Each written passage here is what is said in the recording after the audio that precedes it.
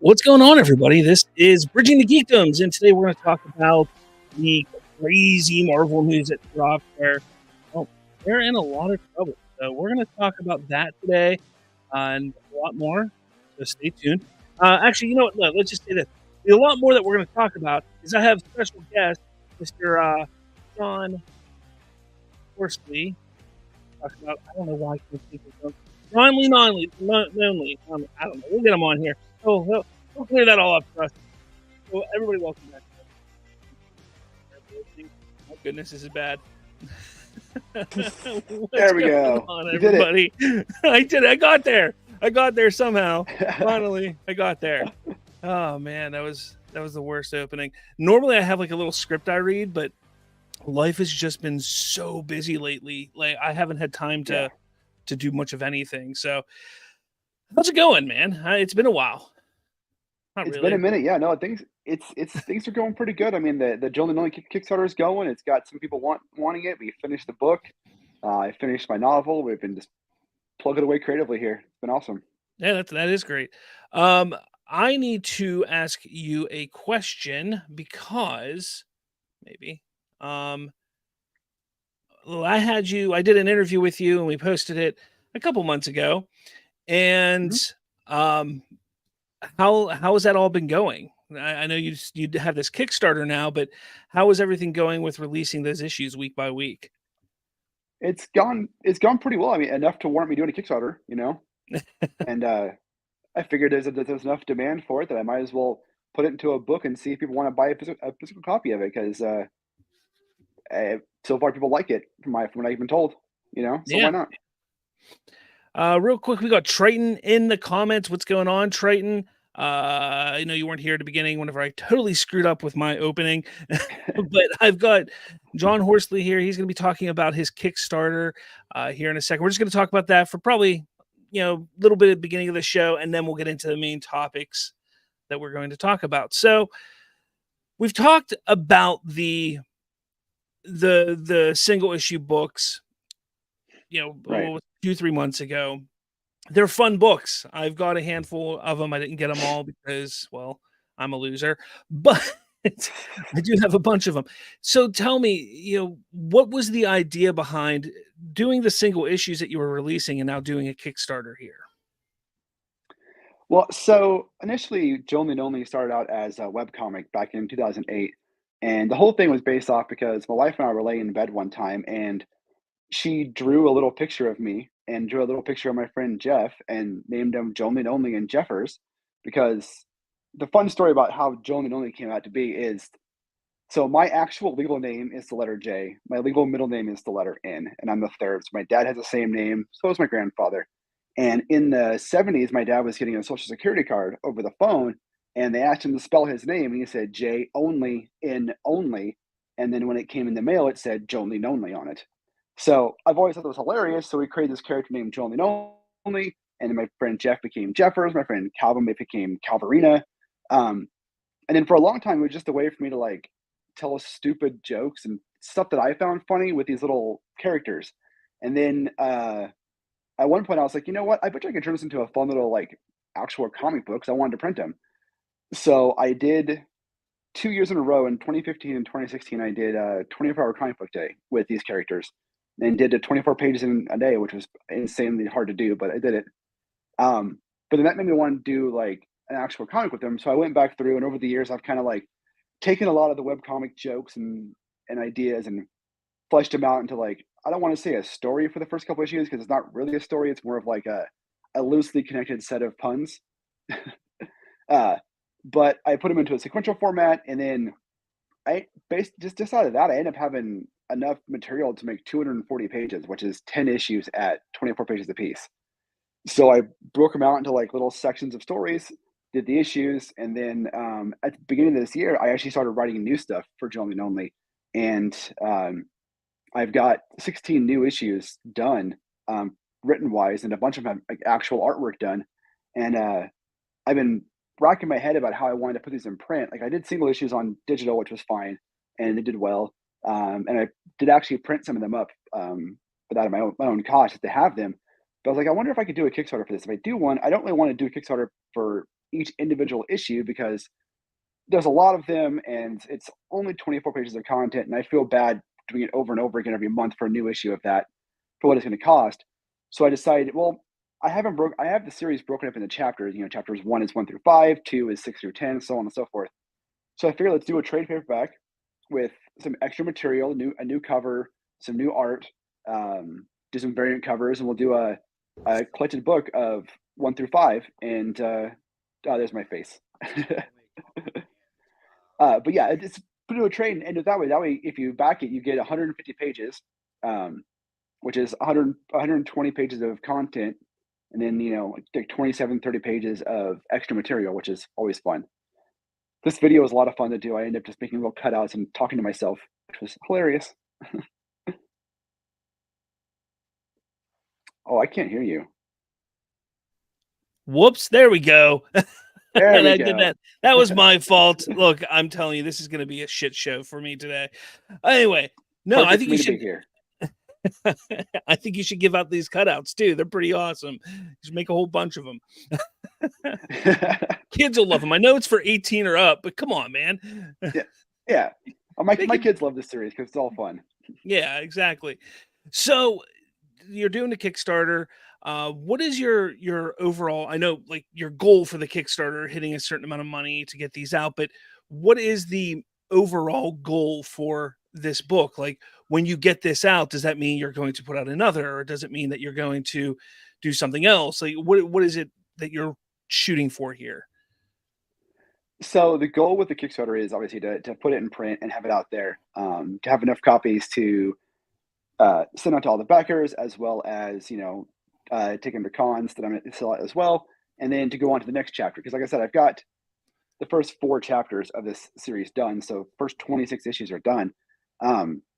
And there's some after we get into it, there's some fun actual stories that go in that I use these characters for, and these characters just allow me to kind of tread the water of insanity. And I don't know. I don't think there's any other comics out there kind of quite like Jolene Only, but I also haven't looked for them. But I've been told it's pretty unique. Whether that's a good or a bad thing, I'm not sure, but that it's unique. But the overall goal is just get them in print, get them out there. I don't know how long I'll do them for. I mean, I know I'll do them for at least the 26 issues that I've written, but if more ideas come from me, I'll do more. But I want these out there, and then I have other comics that I've written and worked on, and I have a novel that's coming out next year that I'm releasing.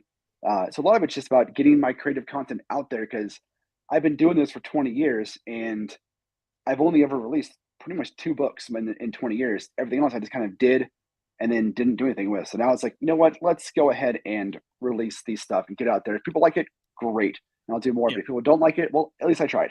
Yeah, definitely. And I think that's the best way to go about it. And you have done a lot with comic, or comic book related things. And I think it's just, for me, seeing someone, knowing you for the last, how long has it been now? 5 years, 6 I don't know, years, it's 5, 6 7 years. years? Yeah. I don't know. Seeing you actually fulfilling and pushing even harder and harder, I think, has been great to see over the years. And I love seeing this, even if it's not the one thing. I always like to tell people, like, not every single creator is going to make something for you, but you should find a way, if possible. Obviously, if you don't care for the product at all, but if you Yeah. yourself are a creator, you should definitely help out and put in, like you see right here, support. You can make a pledge of $1, just throw in a buck, help them out a little bit. Every little bit helps, which I always tell people. And I myself am pushing. I'm in the middle of creating my own comic with just ridiculously dumb things. And I'm going to see how that turns out. I mean, it's not as ambitious as what you're doing, but I like to see that, and I like to help push small creators with their creations, their content that they're making. But here's some pictures of the of the book, and you literally have yourself in the comic strip. Like, Hmm. you don't see that in comics very often at Oh all. yeah. I show up a lot. I show up as the characters, because like the characters are very much self-aware that they're in a comic book, right? They know they're in a comic book, and they talk about being in a comic book and reference pages, reference issues, and they like break out of the comic and come yell at me and talk to me about stupid things that I've made them do. So yeah, it's like I said, I like to say there's no real rules with Jolene Only because if I can think of some crazy way to do things, I'll figure out how to do it on a page and do it. Um, just because it's like it's really is like a true creative outlet of finding ways to do things. And I know the art's not for everybody. The art's very like cartoonish, vectorized, move stuff around in Photoshop. But it's kind of like as Jay Roach, a guy who's written reviews for almost every issue, as he puts it, it's like the art's not for everybody, but the what's good about the series isn't necessarily the art per se. It's the fact that these characters are somewhat endearing and they tell jokes and moral lessons and there's little stories and things you can learn and like it's kind of like hanging out with your friends and all the stupid shit you and your friends say together put into a book format, and that's Here's where the it kind thing. of becomes good. The art is better than Rick and Morty, and Rick and Morty is as big as it Yeah. is. So I think that art is terrible. That animation is terrible. I don't like it. But yeah. but no, yeah, I get what you look at that shading on his crotch there. That's like perfect shading. Look at that. Yeah. That was fun. I spent a little time there. On everybody's crotch. Holy crap, man.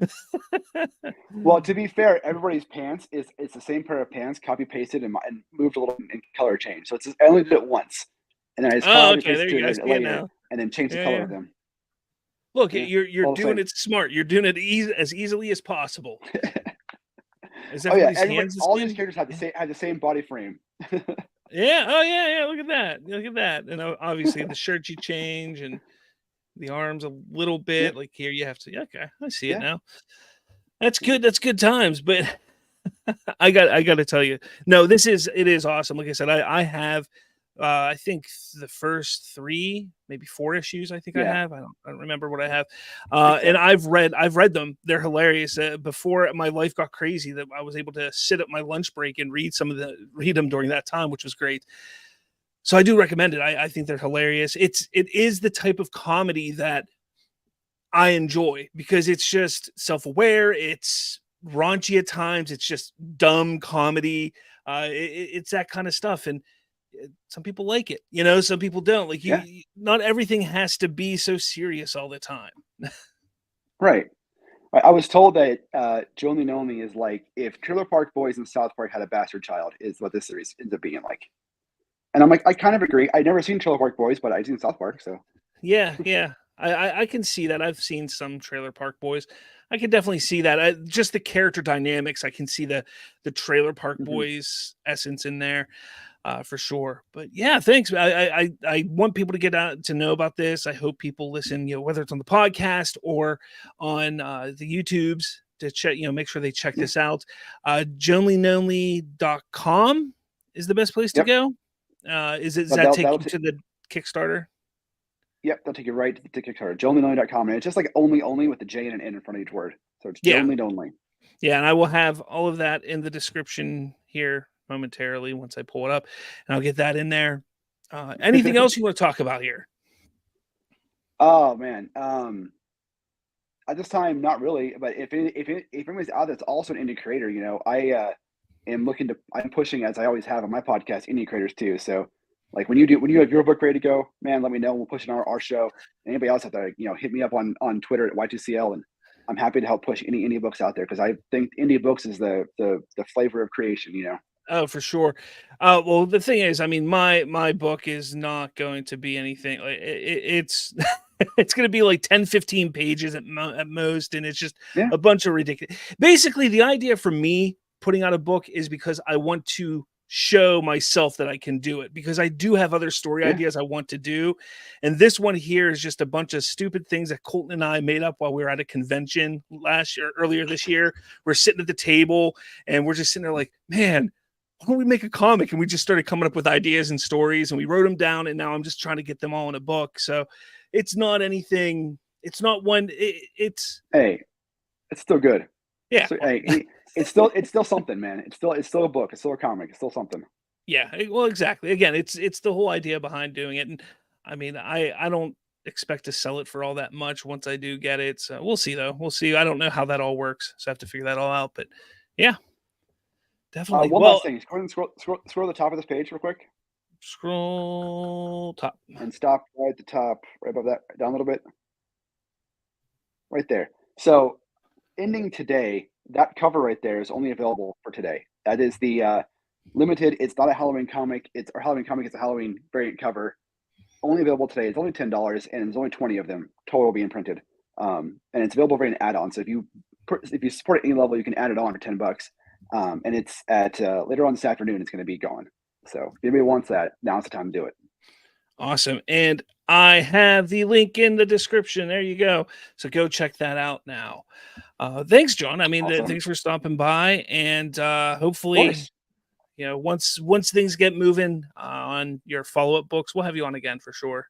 Talk about those. Sounds good. I really appreciate it. I appreciate the time, man. No problem. Take it easy. All right, everybody. Well, that was exciting. It was a little bit of change of pace, wasn't it? I wanted to try something different, and what I decided to do is have John come on, and we talked the first 15 minutes about his book. So check out in the description, johnlynonly.com, to support him. I'm telling you, it is a funny book. I think it's hilarious. And yeah, you just have to check it out. You really do. That's all I have to say. You just have to go check it out. All right, so let's move on to the main topic here. That doesn't look right at all. Let's there we go. There we go. That looks better.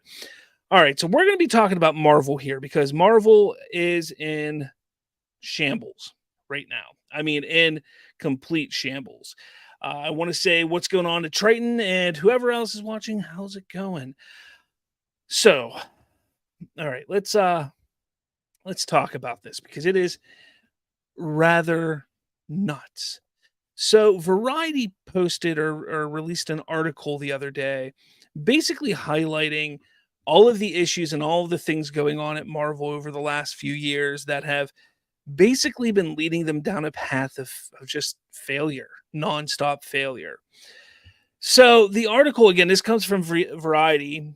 It says, this past September, a group of Marvel creatives, including studio chief Kevin Feige, assembled in Palm Springs for the studio's annual retreat. Most years, the vibe would have been confident, even cocky, given how the premier superhero brand owned by Disney since 2009 has remade the entertainment business and its image. But this occasion was angst-ridden. Everyone at Marvel was reeling from a series of disappointments on screen, a legal scandal involving one of its biggest stars, and questions about the viability of the studio's ambitious strategy to extend the brand beyond movies into streaming. The most pressing issue to be discussed at the retreat was what to do about Jonathan Majors. So we all know what's going on with Jonathan Majors, right? He was arrested back in, I want to say it was March, for domestic violence, domestic abuse. And he says he's the victim. That's what he's saying. And then, yeah, I mean, the damage to his reputation has really, really hurt him and the brand.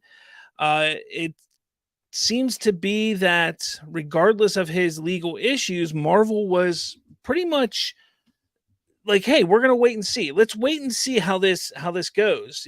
I think we'll be able to push through this. Well, then more came out. His reps dropped him. More stories came out about more incidents with his girlfriends. Different things had popped up about Jonathan Majors. And now it seems like Marvel is considering moving away from Jonathan Majors. Now, the article here says that they were even considering it back after Quantumania because of how poorly the box office was for that film, which makes no sense. He was the best part of that movie. So if it wasn't the domestic violence or legal ramifications going on with Majors right now, the idea and fact that they're thinking about moving on from him because of Quantumania is just asinine. I think that's them trying to save face when it comes to everything going on, which I would think that it would be better to whatever. Studios aren't smart right now. Let's see. It gave people pause given that Quantumania didn't exactly land, sources say. Recasting Majors is also an option, as Feige did when he replaced Terrence Howard in Iron Man 2 with Don Cheadle. In fact, Marvel isn't afraid to change direction. Even after making splashy announcements, Armor Wars was first unveiled as a series, is now being a feature film. And then their Inhumans debacle was supposed to be a film, then became a television show, all that stuff. So this is all really interesting when we sit back and take a look at the Majors, Jonathan Major stuff. I said back in March when all this came out, if it's true, if any of this is true, Marvel has to move on from him. However, at that time, they had already shot Quantumania. Already, I think it was almost all done or was done, was Loki season 2. So they couldn't exactly get away from him in those projects. However, they could, from that point forward, recast, which I have always thought was the right move. Again, if this stuff was true, you have to make sure it's true, because I don't care if he's in the middle of a legal process, as long as it doesn't screw with his schedule and keep him from actually doing his job. Until we have, with undeniable evidence that he is at fault or he did these things, I don't think his career should be upended. So that's what I've always said. Triton says, I heard that Major's girlfriend lied. There's a lot there that says that. Yeah, there's some conflicting reports and evidence from the girlfriend on what transpired, how things transpired, what happened. Even Majors, I think, had some marks on him from her. However, there are reports that have come out that state that he was actually, during the shooting of Loki season 2, his girlfriend was working on that show with him, and he abused her during film, not on set, off set, but it was noticeable on set. So there's some things like that, and the way that he supposedly treated other members of the production team. There's a lot of stuff coming out showing that Majors isn't a great guy. I'm not saying what happened did happen or what happened didn't happen, because I don't have all the evidence. But we're seeing a lot of reports and a lot of accusations coming out against him now. And I think the best action right now is, if you can, wait and see what happens. And I agree with Marvel that they wanted to take that stance. However, if it's going to screw up your films, you may want to recast. As long as it doesn't, like, if there's a way story-wise to do it, you do it. If there's any doubt, I personally don't like the idea of upending somebody's career for accusations. And it's a really tough thing, because the studio Marvel it's a business. They need to continue moving forward to make money, and yet here we sit. They have been struggling to do that to this point. And Jonathan Majors at one point in time seemed to be that star, that drawing force for Marvel. I don't know. Triton says they can't really recast Majors, given Quantumania's post-credit scene straight up shows every version of Kane looking like Majors. I mean, Terrence Howard doesn't look like Don Cheadle, or Don Cheadle doesn't look like Terrence Howard. I think people would accept it. I think if you got somebody that had a similar look to him, doesn't need to be exact, but maybe in stature and presence, if you get somebody with a good acting, a good sense of acting, like just a really good stage presence, I think that would be overlooked very easily. And Sterling K. Brown, I would go to. I know that he was in Black Panther as the original King's brother, T'Challa's uncle, who died early in the film.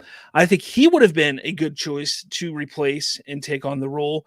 And I think they still could do it. I mean, look, we're going to get into Mahershala Ali here soon, but look, they were going to bring him back in after being in a Marvel show already.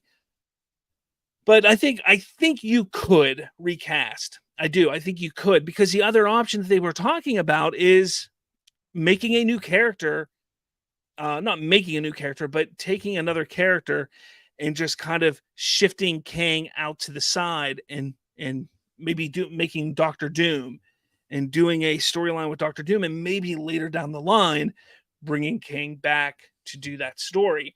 If they can make that happen, go for it. I just, as long as they worry about story first, that's all I really care about. I'm going to go back to this. I missed this comment. After finishing the Infinity Saga, they decided to go more standalone and experimental. The result is directionless mush. I don't think that they decided to go more standalone and experimental. I think, and it was talked about in this article, that Kevin Feige was spread too thin. There was too much going on that they wanted to push. TV shows, movies, they wanted to literally every month of the year. So for 12 months, Disney/Marvel wanted to have something out for people to watch, part of Marvel Studios, whether it was a show that was running or a movie that was coming out. That's what they wanted. If you go back to 2021, they started off doing that because you had WandaVision in January, and then you had I don't remember what was going on, but you literally had a movie or a show every single month for the first like 6-7 months of that year. And that's what they were trying to do, but they couldn't keep up. You see what happened with the VFX team. You see how everybody hated working with Marvel, and the VFX artists went and they got a union together. So when you sit there and you take a look, like, oh yeah, they could do all this, blah blah blah. It was spread too thin. They were spread too thin. I don't mind the experimental ideas. However, there's part of the experimental ideas, and we're going to talk about that in a little bit here, that just doesn't work and has not worked and hasn't worked for any studio. But yeah, I think Feige was spread too thin. They didn't have a strong vision and direction to go. And that's why everything just feels like the mush that you're saying. But I don't think it was that they were trying to go standalone. I think they didn't have a choice. I think they just had to do the best they could. So let me know what you guys think about everything with Jonathan Majors. I would like to know what you guys think, and if you think they should recast or just continue with him, or not recast, push him to the side, bring somebody else in until his legal actions are over. So let me know. The next thing I want to talk about here is The Marvels. The Marvels, which is supposed to open in theaters on November 10th, will struggle to get the ball past the infield, at least by Marvel's outsized standards. The movie, which cost $250 million, $250 million. $250 million. This movie, which has a runtime of 1 hour and like 45 minutes with credits, cost them $250 million. Think about that. How can a movie succeed like that? A studio can't succeed by putting movies out like that. They can't. Especially when you look at the genre. It was a terrible idea by Feige and Disney and Marvel Studios to greenlight and allow this movie to have a ballooning cost of $250 million. So we're going to see Brie Larson. We're going to see Tiana Paris and Iman Vellani in the Marvels. It's tracking to open to $75 to $80 million, which is I don't know why they compare it to Doctor Strange and the Multiverse of Madness, but it opened to $185 million. Now, it's directed by Nia DaCosta. And a really interesting thing about that is she began working on her next movie prior to the Marvels being done.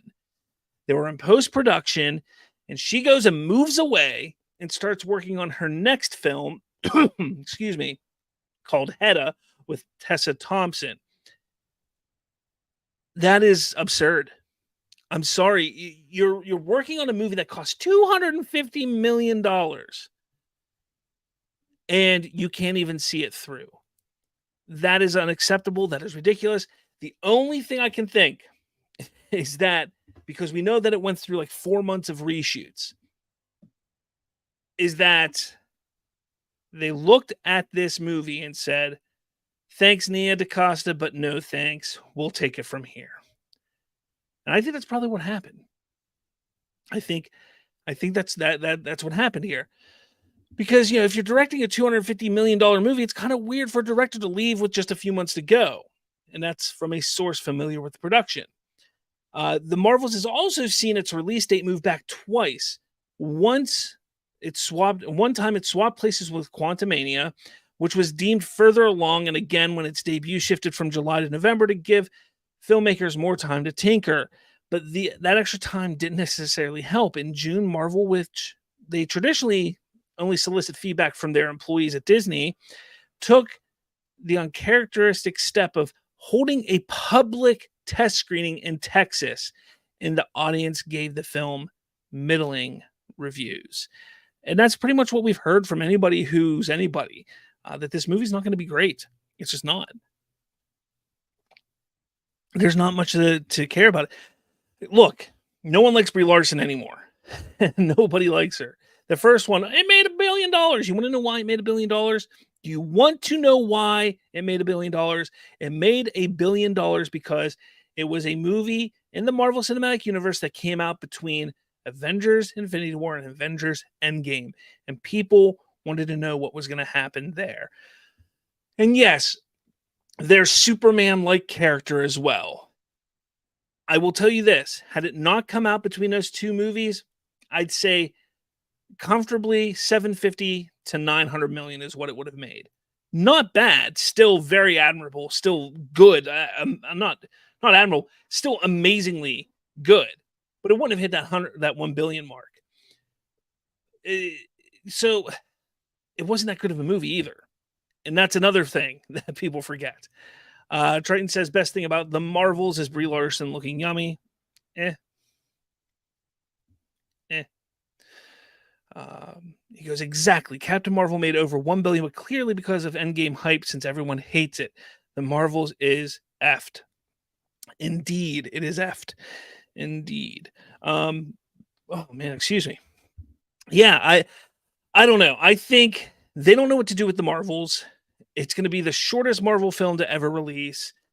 They went into post-production. The rumor that they've added a multiverse aspect into a mid-credit scene to this movie simply to help build hype for it is ridiculous. And this showcases something about the idea right now of filmmaking. I haven't seen this movie. We haven't seen this movie. But this whole idea of diversity, equity, inclusion, the DEI that Disney is very big on. And you can tell this movie is trying to hit their quota with that. And that goes in line with, and I know a lot of people hate this word, but I'm going to say it. Woke Hollywood. They're trying to pander to different groups of people simply to say, look, we put a black woman. Look, we put a Middle Eastern woman. Look, it's all women. Look how strong women can be. And that is what this movie is. Not a bad thing. I don't know how it is. I need to see it to know, did they do it properly? Because there is a way to make a female action hero film. There's a right way to do it. But let's face it, lately, no studio's been doing it right, and people know that. And that's another reason why people don't want to see it. Triton says, actually, The Dark World is the shortest. Well, how long is The Dark World? Oh, you're wrong. Triton says, just checked. I was wrong. What a loser. Just kidding. But yeah, let me know what you think about the Marvels. Are you going to go check it out? I know there's some people who are like, I'm just going to check it out because it's Marvel. I got to check it out. It's Marvel. It's Marvel. I think it might be one that I wait for. I mean, honestly, like, I don't think there's any reason to get excited for it other than Iman Vellani, who I think is a superstar in the making. I loved her in Miss Marvel. Tionia Paris was good in WandaVision, but nothing over spectacular at all. So I'm curious to see how that all turns out for sure. But yeah, let me know what you think about the Marvels. All right, moving on to the next thing. This is the one that I'm very, very interested about because Blade has been one of my most anticipated films for a long time. I've been wanting to see the what's it called? The occult aspect of Marvel. And here we sit. Blade, I thought was going to be like the number one thing for that. And it seems like as the public criticism mounts, Feige is pulling the plug on scripts and projects that aren't working. Case in point, the Blade reboot, with Mahershala Ali signed only for the eponymous role of a vampire. Things look promising for a 2023 release date, but the project has gone through at least 5 writers and 2 directors, and one shut down 6 weeks before production. One person familiar with the script permeations says that the story at one point morphed into a narrative led by women and filled with life lessons. Blade was regulated to the 4th lead. A bizarre idea considering that the studio had 2-time Oscar winner Ali on board. To me, that is absurd. It's ridiculous. It is uncalled for. Shame on Kevin Feige for even thinking about that being an idea. You have Mahershala Ali, who is quite possibly one of the biggest names in Hollywood right now, looking to play Blade. I don't think he was the right choice for Blade, but regardless of that, he is one of the biggest names, and you're going to utilize him in this movie. But what you do is you go and have scripts written that it is woman-led. 3, most likely 3 women in the lead before Mahershala Ali, who is Blade, the titular character of the movie. If you have any doubt in your mind at all to this point that those saying that Marvel turned into the MCU, those doubts should be thrown out the window now. Because we see here that yes, they are looking at those ideas and those aspects, and they have. Look at what happened with She-Hulk. I don't have it here, but in the article, it talks about how She-Hulk cost $225 million to make, and it was crap. Absolute crap. Nobody liked it because it was man-hating garbage. All it did was bash on men. All it did was glorify terrible behavior. Woman empowerment, and then they shake their ass on screen. But don't objectify us as you shake your ass on screen. The MCU is 100% real. 100% real. And this here has proven it now more than ever that it is a real thing. But thankfully, Ali was like, screw this, I'm out. He was going to leave. He was like, I'm out. I'm not dealing with this crap. But they went and decided, nope. We're going to go back to the drawing board. And Kevin Feige hired Michael Green, who is the Oscar-nominated writer of everybody's favorite Wolverine film, Logan, to start anew. So right now, speculation around town is also that the studio is looking to make the film, now slated to come out in 2025, on a budget of less than $100 million, which is perfect. This is the type of movie that should cost no more than $100 million. Most of these films shouldn't be costing over $100 million. Sure, the big Avenger films absolutely should be costing around $250 million. But these standalone films, these one-off films, these TV shows, if you can't get a writer, if you can't get a story, if you can't get a director to keep it around that $100 million or less mark, you're not going to make money anymore. Especially with how the genre is going. It is on the decline. You can't keep expecting to make these films the same way you were between 2012 and 2018. You just can't do it. It's a new time. It's a new era. People don't go to see these superhero films. People aren't going to the theaters like they used to anymore. You can't expect to spend $200 million on a movie about a vampire hunter that is a very grounded story. You can't do that. 100 million, honestly, lower than 100 million. They could probably make this movie for 80 to 90 million dollars. Easy. So it'll be interesting to see how it happens and what happens. I'm more excited now for this movie than I was. I'm happy that everything kind of played out the way it did. A lot of things with Marvel have been going wrong lately. Whether it's the VFX teams, whether it's the Jonathan Majors thing, whether it's the fact that their movies are just not making money, things are moving in a direction that I think will help Marvel be better. And I hope it starts with, I hope it starts with Deadpool, but I hope that Blade takes advantage and is a damn good movie. So let me know your thoughts. Are you going to go see Blade? Are you happy about what you're seeing here? Let me know in the comments.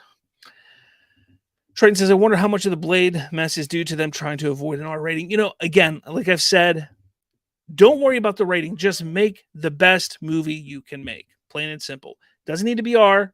Doesn't need to be PG-13. Could be either one. Could be PG. I don't care.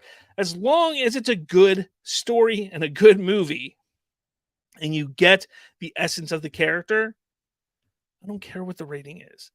Just stay true to the character, have a good story and a good movie, and that's that.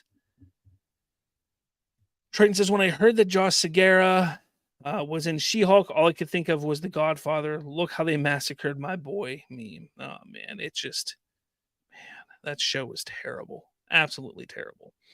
Finally, what I want to talk about here is with Iger publicly acknowledging the downside of Marvel TV glut that diluted focus and attention, the keepers of the comic book empire are considering some dramatic moves.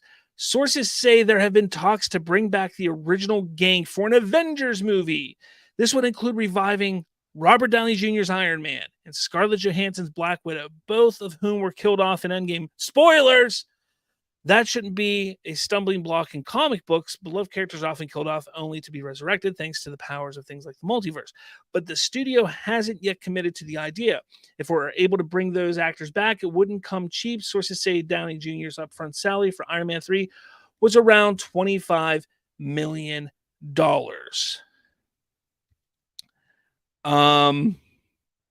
That's ridiculous. That's absolutely. As Triton says, no. The problem with Marvel is not the characters. The problem with Marvel is you're not utilizing the new characters you have created and brought in well. She-Hulk should have been a massive hit. She-Hulk should have been like Deadpool.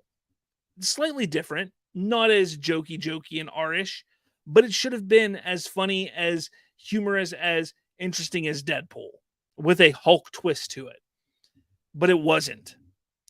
Shang-Chi was an amazing film, yet you haven't marketed Shang-Chi at all since then. Since that movie came out over 2 years ago, you haven't marketed him at all. He's a great character. Simu Liu is amazing in the role. And he's somebody who would help push the brand big time.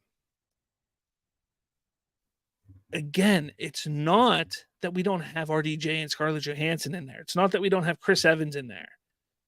Because honestly, yeah, they did amazing for those 10 years they were there. But that doesn't mean we have to see them and they have to be part of it now. Just write good content. Just use your characters well. That's all you have to do, Marvel. It's not hard. Triton says next thing would be CGI Chadwick Boseman. I wouldn't put it past them right now because they don't know what they're doing. They don't know what they're doing. And as I've said in the past, what they need to do, what they have to do, what they should do is they should just put everything on hold. Take 12 months and just say, you know what? We have some small projects we're going to work on. Do some of those specials like they did with Werewolf by Night. Do some of those. But after that, yeah, I think they should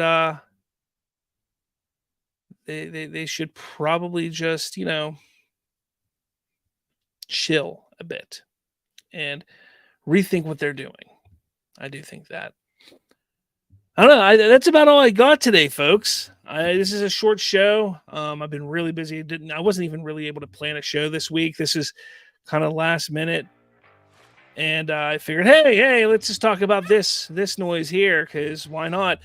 Thank you so much for coming on, Triton. You are a trooper. You are amazing for coming on every single week and talking. Thank you so much. I appreciate you very much. Show YouTube. Can you believe it? YouTube sent me an email today, and they did a whole bunch to my channel and limiting what I can do, because they're saying that. So I don't know. I don't know. I'm not growing fast enough. I'm not doing positive things. I'm too negative. I don't know what they're doing. I think they're mad because I called them out on Twitter a few weeks back. But yeah, show YouTube. My show's loved in some form or fashion. I do have a secondary channel called Bridging the Geekdoms Clips. That's where I clip pieces of our live show and throw them on there. I actually went live on that channel this week just to kind of let people know, hey, we have a live show we do. So if you happen to catch this on that channel, subscribe to that channel, and then find our main channel and subscribe to that as well to watch every live show every week. I think that's all I got, though. We got some big things cooking. Like I said, I'm Bridging the Geekdoms Publishing. We're making a comic right now. We're in the middle of building a website for a storefront. And the storefront isn't going to be just Bridging the Geekdoms merch. We are going to kind of expand out and do some different things with our merch. Should be kind of fun. So be on the lookout for that. End of year, beginning of next year for some of that stuff. So definitely check that out and be on the lookout. With all that said, I think I gotta go. So thank you all for listening, watching, hanging out with me. Mo, make sure you go to jonelinonly.com and support a small creator and his indie comic. So go do that. With all that said, I'll talk to all of you later.